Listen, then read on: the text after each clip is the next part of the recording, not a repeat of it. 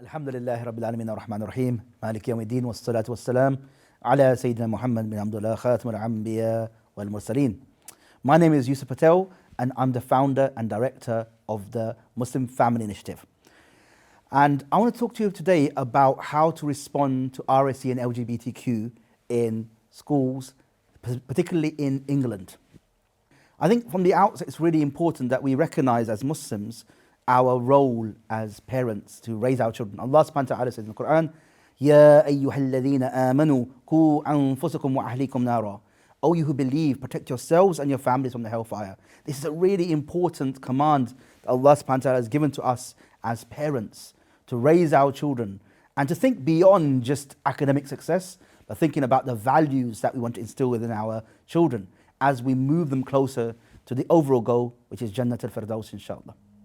Now, our children are being exposed to sexual messages all around them, whether that be in films or in programs on TV, the books that they read, the children that they may associate with, social media that they access, and as well as a whole host of different avenues just in the society around them.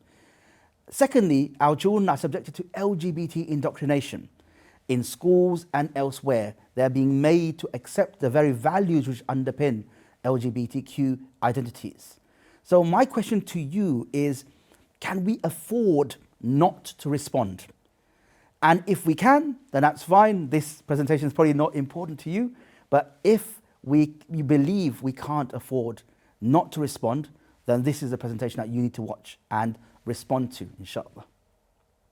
Parents have the greatest impact on their children in two areas of life. And I'm going to focus on these two during my presentation, at least the first part. One is RSE in schools, which is a subject that all children are being taught in schools. And secondly, in terms of how we nurture them in the home. So in this particular presentation, I'm going to focus upon number one, which is how we address RSE in schools. And I'm going to start off with a quiz. And I want us to think about this quiz in terms of this quiz enables us to understand how we navigate the subject. It helps us to understand what is it that our children are being taught in schools. It focuses upon what aspects are we able to make a change in relation to in schools. So the first question I want to ask you, and all the questions I'm going to ask you are true or false questions, and I want you to answer, and maybe even pause the presentation after each question and think about the answers. And then when I go through the answers, then you can think about how your answers compares to the answers that I give, inshallah. So firstly, the first question I want to ask you is, sex education classes are statutory, are legally required in England's primary schools. Is that true or false? And the answer is, it's false. Secondly, the question I want to ask you about primary schools is, can you withdraw from sex education classes in primary schools? So the answer to that question is, you can. It's true, you can withdraw from sex education classes in primary schools. Sex education is not a statutory subject in primary schools, and you can withdraw from that subject. And I'll explain a bit more about that a little later. Now, number three is relationships education classes are statutory in primary schools. Is that true or false? Now, the answer to that question is, it's true. Relationship education classes have been statutory in primary schools since September 2020. So you can't tell a school, I don't want you to teach relationship education classes to my children. You can't withdraw from these classes, and all schools have to teach this subject. Number four, LGBTQ teaching is statutory, meaning it's legally required to be taught in relationship education classes in primary schools. So in primary schools, is LGBTQ plus teaching statutory? Is that true or false? And the answer is, it's false. Yeah? And this is one of the things that parents sometimes get worried about and have a misunderstanding about, that the school is not obliged to teach your children about LGBTQ relationships in primary school in relationship education classes. This is not statutory, and the government have made that clear a number of times, most recently last year. So LGBTQ plus teaching is not statutory in primary schools, and so that doesn't mean that most schools won't teach it, but they have got the option to teach it or not to teach it. Now, I'm going to talk about secondary schools now. The next question, question number 5, is about secondary schools. Is RSE, relationships and sex education classes, are they statutory in secondary schools? Is that true or false? Yeah. So the question is, relationships and sex education classes are statutory. True or false? The answer is it's true. So just like in primary schools, only relationship education classes are statutory and sex education classes are not. In secondary schools, both relationships and sex education classes are statutory in all secondary schools. So the answer is true. Now, the next question is much trickier. And let's see how you get on with this particular question. So number 6, in secondary schools, a parent can withdraw from the sex education element of RSE. Is that true or false? Parents can withdraw from the sex education element of RSE. And the answer to that is true. Yeah, it's true. Some parents don't know this, and so parents don't even attempt to withdraw their children from the sex education element of RSE in secondary schools. But it's true, you have the right to withdraw your children from the sex education element of RSE in secondary schools. The next question linked to that particular question is, you can withdraw from the sex education element of RSE until your child turns 15. Is that the case? Is it the case that you can withdraw your children from the sex education element of RSE until your child turns 15? True or false? Now the answer to this is actually true, because the government has said that you can withdraw until your child turns 15. Or as a parent, you've got the right to decide whether your child is withdrawn or not. After your child turns 15, they now have the right to decide whether they are withdrawn or not. So if your child has been withdrawn before that, when it comes to 15, your child will be brought into the school. Then maybe the head teacher or a teacher will ask your child, look, you've been withdrawn up until now, up until the age of 15, but now you get to decide whether you're withdrawn or not. So it's really important that as parents we know that after the age of 15, when the child turns 15, they'll be now asked whether they would like to be withdrawn or not. So we should have discussions with our child, firstly when they're withdrawn, explaining why we want them to be withdrawn, and then when it comes to 15, have another discussion with them to say, you're going to be approached by the school to say you're being withdrawn. Now, let's discuss why you still want to be withdrawn, and help the child to articulate that when they're asked. And question number 8 now is, schools are legally required to consult their parents. Yeah? There's a legal requirement for schools to consult their parents. Is that true or false? Now, the answer to that question is, it's true. They have a legal requirement to consult parents. When the RSE policy, which every school has to have an RSE policy, every school in England has to have a written policy in place which defines how they teach RSE. Now, that should state how parents are consulted. But most importantly, when that policy was first written, parents should have been invited to be consulted around the contents of that policy. And every time that policy is reviewed, it can be reviewed annually, every 2 years, or every 3 years. The policy will state how often it's reviewed. Every time it's reviewed, they should come to you as parents and say, we're reviewing the policy, please look at it and give us your views. Now, one thing we need to make sure is that policies are clear and have the detail that clarifies how it's taught, what resources are used, how parents can be involved in shaping how these subjects are taught, how the school takes into account the religious background of your pupil, your children at the school, how the school ensures that the personal views of teachers do not impact what they teach your child. All these things should be included within RSE policies, but most of the time RSE policies don't explain any of this. So the review process is an opportunity for you to feed back your views about the whole RSE program. So please look at the RSE policy, understand how often it's reviewed, and actually make sure schools are consulting with you when the subject is being is being organized or the policy is being reviewed. Question number 9 is, consultation means that schools are required to show parents the resources but not listen to their views. And that's unfortunately how lots of schools do it. Yeah? But is that true? Is that the only requirement that consultation demands in a school? That schools are just required to show you the resources but not really listen to your views? Is that true or false? And actually this is false.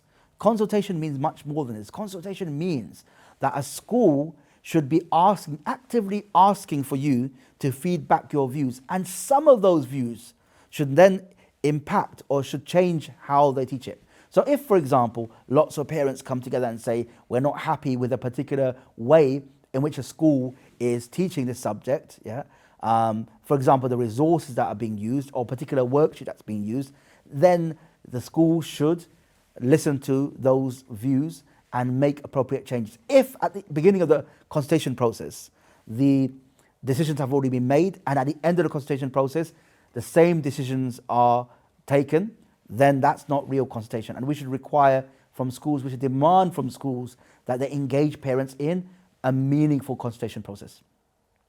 Now the next question is question number 10, is parents can influence the resources a school uses and which year groups different topics are taught. So this particular statement suggests that parents can influence the types of resources a school uses and the year groups in which these subtopics are taught in relationship education. Now, is that true or false? And the answer to that is, it's true. These are the two areas of the curriculum, of relationship education curriculum, where you have the right as parents to request some changes. So schools have been given a huge amount of flexibility by the government to decide on the resources that they use. The government doesn't set out a particular set of resources they have to use. So if a school is using a particular book, an LGBT book about two mums and two dads, or if a school is using a particular worksheet or a very explicit resource, like a video, for example, now a school can't say we have to use that. No, the school has to fulfill the statutory requirements, the topics that the government has set out. But how they do that, the resources that are being used, that's up to the school. And secondly, when a school decides to teach a particular topic, whether it be in year 1 or year 5 or year 6 in a primary school, or year 7, 8, 9 or 10 or 11 in a secondary school, that's up to the school. So that means if a school says, look, we want to teach about the sexual body parts to a child in year 1, you can say, actually, this is inappropriate for year 1 children. I'd like for that to be taught in a later year group, so year 3 or year 4. So you can both impact and influence the resources the school uses, as well as which year groups a school decides to teach those particular subjects. Now, question number 11 is also a true or false statement question. The greatest power parents have to make changes to RSE in schools is the law.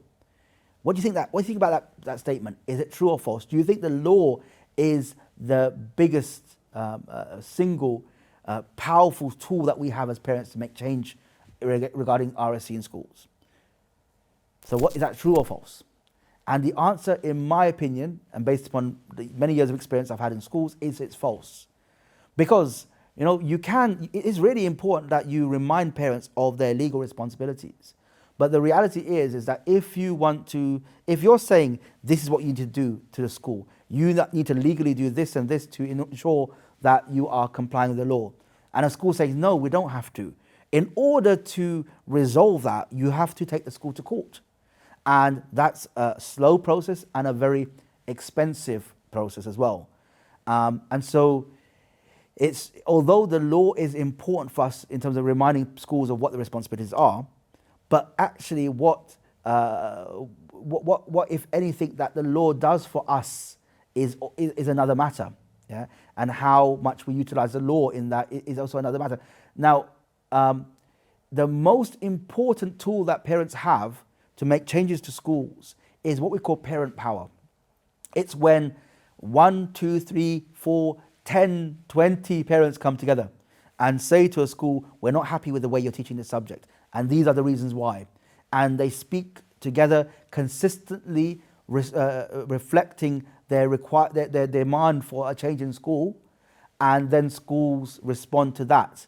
And schools are more likely to respond when lots of parents come together and say we're not happy with something. And schools want to work with parents, and we've got to ensure that we utilize the power that we don't often use as parents when we come together and make clear-cut requests or demands for certain changes to the way they're teaching these subjects to our children. Now, I'm going to go very briefly to some issues which I think you need to understand as parents, and maybe we can refer back to that in the presentation. But it's really important that we understand where schools are required to make these changes or to follow a particular set of processes or laws. Now, the statutory guidance in England sets out what schools are required to do. I'm going to speak about some aspects which I think we need to understand in order when we communicate to schools, we say this is what you're required to do, and this is where it says you're required to do that. So for example, the RSE guidance states very clearly that all schools must have in place a written policy for relationship education and RSE, and schools must consult parents when they develop and review their policy. Yeah? And schools must ensure the policy meets the needs of pupils and parents and reflects the community they serve. Now this really just states that schools must consult parents when developing and reviewing their policy, and that's very clearly set out in the statutory guidance. If a school's not doing that, we must remind schools of their responsibility. But the reality is, if we don't remind the schools will just end up continuing to do what they do. And so we need to educate schools about what their responsibilities are. Sometimes schools may believe that because parents aren't raising questions about these subjects, they're not really concerned. And so we need to remind parents that we are concerned about this subject. Now, what tends to happen is that although schools have a legal responsibility to consult parents when they're reviewing the policy, most schools don't do that. Yeah? And also, when it comes down to understanding, for schools to understand what consultation is, that is about a meaningful consultation process, not just a tick box exercise. Most schools don't engage in what we call a meaningful exercise. When they made the changes in 2020, a lot of schools just went through a tick box exercise where they showed parents the resources or they showed parents what they planned to do, but didn't really involve them or listen to any feedback that they had. And so we've got to remind parents of that responsibility to do that, to listen to parents and take some of their views into account, at least when they're deciding on how to organize a subject. Now, too many schools treat parents as almost passive participants rather than collaborative partners. And we have got to ensure that schools start to change that. And so we've got to demand that real consultation take place. In terms of the statutory guidance also states that a good understanding of pupils' faith backgrounds and positive relationships between the school and local faith communities help to create a constructive context for the teaching of these subjects. So there has to be an understanding of the religious background of pupils at the school. And so this is where masajid and other faith communities come into play. So we need to, as parents, work with our faith communities, work with our masajid, in order that they help us to educate schools about what we want to be seeing in schools in terms of reflecting the religious background of our children. And also, further to this idea of the religious background of pupils, the statutory guidance also says in all schools, when teaching these subjects, the religious background of all pupils must be taken into account when planning teaching, so that the topics are included in the core content in this guidance. So that the topics that are included in the core content in this guidance are appropriately handled. So there has to be, the religious background of pupils must be taken into account when schools are planning teaching. And that's really important. So sometimes when you speak to a school and say, how have you taken into account the religious background of my children, they will say, look, what does that matter? Why does that matter? And so we've got to remind them that it does matter because that's what the statutory guidance requires. Schools must also work closely with parents. It says all schools should work closely with parents when planning and delivering the subjects. And that doesn't happen very often. And so we've got to ensure that schools do work closely with parents regarding these when they're planning these subjects. Also, the resources that the schools use, because we also hear often a parent saying, look, this particular resource is being used in my children's school. I don't believe it's appropriate. What can I do about it? It says schools should also ensure that their teaching and materials are appropriate, having regard to two things. One is the age of the pupils, and the second thing is the religious background of all pupils. So it's really important that we remind schools that they have to take into account the religious sensitivities and religious background of our pupils when they're talking about resources. Also, schools must develop their programs in collaboration with parents, and the guidance talks about that a lot. So it says schools will retain freedom to determine an age-appropriate developmental curriculum which meets the needs of young people and is developed in consultation with parents and the local community. So I think we need to look at all of these particular requirements as set out in the guidance and speak to schools about what their responsibilities are with regards to our children and working with us when they're delivering these subjects. Also, what's really important is that when they talk about LGBTQ teaching in schools, the government last year reminded schools or reminded parents of an important fact. It says primary schools are not required to teach LGBT content, but can choose to teach it in an age-appropriate way. The Department of Education has no plans to change the advice to schools on this subject. So it's really important that the clarity is there. LGBTQ teaching is not required in primary schools. It is in secondary schools, but not in primary schools. So we've got to remind schools about that. What's really important that we focus on is lots of teachers there's personal views of a teacher, and then there's teaching that a teacher does in a classroom. Those two are being confused by lots of teachers. So when, for example, a teacher says to a child, wouldn't you like to be gay? Or isn't it great to have two mums and two dads? They're going well beyond what the law requires for them to teach as a teacher. They're imposing their personal views on children in a way which the law does not allow. Because the law specifically talks about teaching and not indoctrination.